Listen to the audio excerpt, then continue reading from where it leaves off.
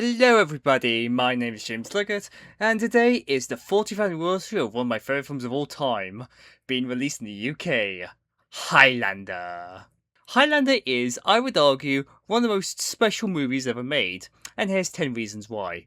Number 1. The music. The music for this movie is really good. Michael Caimon's score is very fun to listen to, and the songs Screen contributed are really good. From the heartbreaking Who Wants to Live Forever to the badass Princess of the Universe, there's a song for everybody here. Number 2. The opening. The opening scene is one of the greatest openings of all time. After the narration from Sean Connery, which is vague enough to be intriguing, but specific enough not to spoil the story, which is a hard thing to get right, but this movie achieves it, we see a wrestling match, which contains a beautiful crane shot as this camera slowly focuses in on a man sitting in the crowd, looking completely out of place. He's not paying attention to the fight, he's too busy thinking about some kind of battle in the past. This sets up a lot of intrigue and introduces us to our main character, Connor MacLeod. Eventually, Connor leaves and goes to the car parking lot where he encounters another man there, and they quickly start clashing swords in an awesome fight scene. Great shots and atmosphere before it ends with Connor beheading the man, and his death causes everything to go crazy. It's fantastic. If this isn't one of the greatest film openings of all time, I don't know what is. Number 3. The main character. I love the main character, Connor MacLeod. We empathise a lot with him because we see the slow process of him learning about his immortality, and we understand why he is the way he is.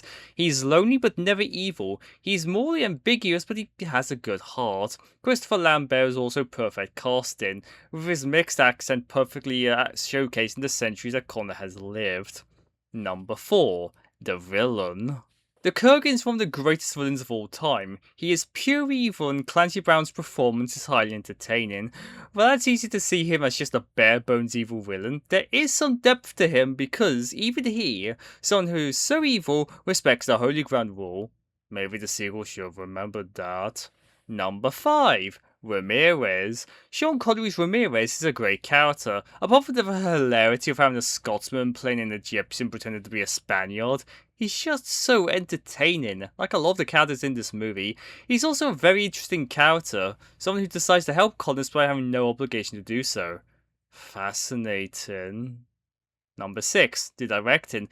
This movie is amazingly directed, from the gorgeous transitions to the very clear fight scenes. It's a great watch. Marcel Mulcahy had directed a bunch of music videos before he became a film director, and he clearly learned a lot from there. Number 7. The fight scenes. I love the fight scenes in this movie, from the red black backflips of the opening. I love the fight scenes in this movie, from the red backflips of the opening garage fight to the massive destruction of the Kurgan and Ramirez fight, the brief Kurgan Castigar fight, and the chaos of the final fight. It's fantastic. Not to mention the unique and explosive quickenings that are all different and unique from each other. Very nice. Number 8. The love story. The love story in this movie is simple but beautiful. Heather is a sweet woman whom Connor willingly chooses to stay with and slowly watch die of old age while he stays the same. That's beautifully tragic. And then, after centuries of refusing to have another lover, he meets Brenda and she's able to penetrate his cell and finally make him love again. It's simple, yes, but since when is simplicity a bad thing? Number 9. Uniqueness. This movie is so unique, there really isn't anything else like it, from the story to the direction.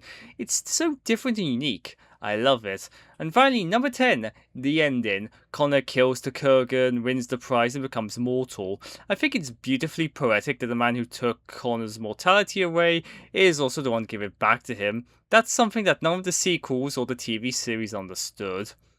Anyway, and that's why I think Highlander is one of the best films of all time. Thanks for watching, and I'll see you for the next one. Thanks for watching.